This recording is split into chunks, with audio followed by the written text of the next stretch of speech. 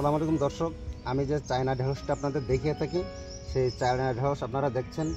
এই ঢেঁড়সের গাছটা একটা আম গাছের তলায় ছিল, সে কারণে আমি এক হাত উপর থেকে কেটে দিয়েছিলাম। এক হাত উপর থেকে কেটে দেওয়ার পরে এর চারপাশে চারটা ডাল বের হয়েছে এবং সেই চারটা ডালে কিন্তু প্রচুর পরিমাণে ফুল এবং ফল দেখা যাচ্ছে। আপনারা দেখতে পাচ্ছেন এখানে ফুল, এগুলো ফুল, এখানে কিন্তু আবার ফলও এসেছে।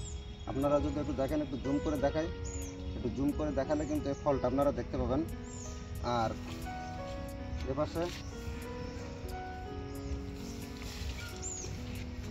এপাশে যে ডালটা দেখছেন এই ডালটা কিন্তু অনেক লম্বা হয়েছে এবং এখানেও কিন্তু ফল এবং ফুল উভয়ই এসেছে। দুটো ডাল ছোট এবং দুটো ডাল বড়। দর্শক, আমরা যে চায়না ঢেঁড়স বলেন বা বাংলাদেশে আদি ঢেঁড়স বলেন, এই ঢেঁড়স সম্পর্কে আলোচনা করছি। আমি একটা মাঝারি গাছ দেখিয়েছি, একটা বড় গাছ দেখাচ্ছি আপনাদের। বড় গাছ দেখেন একদম গোড়া থেকে পর্যন্ত 2 ইঞ্চি উপর থেকে পালসি বের হওয়া শুরু হয়েছে। এখানে ফুল হবে এবং ফল হবে 2 ইঞ্চি, তারপরে 3 ইঞ্চি, তারপরে 3 ইঞ্চি, তারপরে 4 ইঞ্চি। দেখেন এখানে কিন্তু একটা ঢেঁড়স হয়েছে।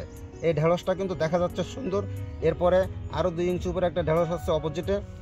এখান থেকে 9 ইঞ্চি উপরে আর একটা ঢেঁড়স হচ্ছে, 4 ইঞ্চি উপরে আরেকটা ঢেঁড়স, 5 ইঞ্চি উপরে আরেকটা ঢেঁড়স, 6 ইঞ্চি উপরে আরেকটা ঢেঁড়স, 3 ইঞ্চি উপরে আরেকটা ঢেঁড়স। এইভাবে যে জায়গায় এর ডাল আছে বা যেখানে পাতা ছিল, পাতা ঝরে গেছে, সেখান থেকে কিন্তু ঢেঁড়স আছে।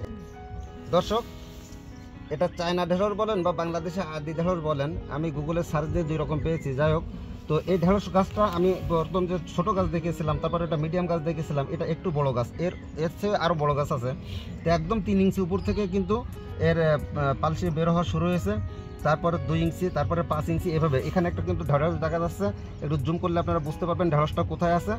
এভাবে এখানে ঢেঁড়সটার গাছটার এখানে একটা ডাল ছিল, ডালটা কেটে দেওয়ার পর এখানে আর হয়নি, এর 10 ইঞ্চি উপরে হয়েছে, আবার 3 ইঞ্চি উপরে, আবার 3 ইঞ্চি উপরে, এভাবে 9 ইঞ্চি উপরে কিন্তু হয়েছে। 4 ইঞ্চি, 5 ইঞ্চি, এভাবে কিন্তু ঢেঁড়সটা কিন্তু হয়েই গেছে। এখানে যে দেখেন প্রচুর ঢেঁড়স, এখানে 2 ইঞ্চি, 3 ইঞ্চি পর প্রচুর ঢেঁড়স হয়েছে। এভাবে আপনি যদি দেখেন একদম উপর পর্যন্ত 17 ফুট জায়গা সম্পূর্ণটাই ঢেঁড়স হয়েছে। দর্শক, এতক্ষণ আপনাদের দেখাচ্ছিলাম এক হাত উপর থেকে গাছ কেটে দেওয়ার পরে কেমন ফলন এসেছে।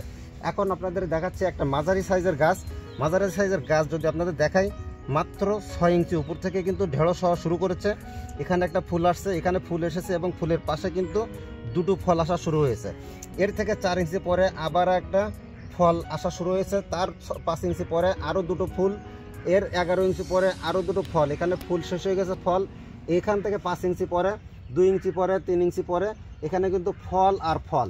উপরে আপনি যত যাবেন তত কিন্তু এখানে ফল, এখানে কিন্তু ফলের অভাব নেই। উপরে যত যাচ্ছি ততই ফল। এভাবে এই গাছটা প্রায় 15 থেকে 16 ফুট লম্বা হয়ে গেছে। কিন্তু এখান থেকে ঢেঁড়স পেড়ে খাওয়া অনেক কষ্টকর। সে কারণে আপনারা যদি এই ঢেঁড়সের চাষ করেন তাহলে 1 হাত উপর থেকে কেটে দেবেন। যখন গাছটা বড় হবে, ফলন আসার আগে 1 হাত উপর থেকে কেটে দেবেন।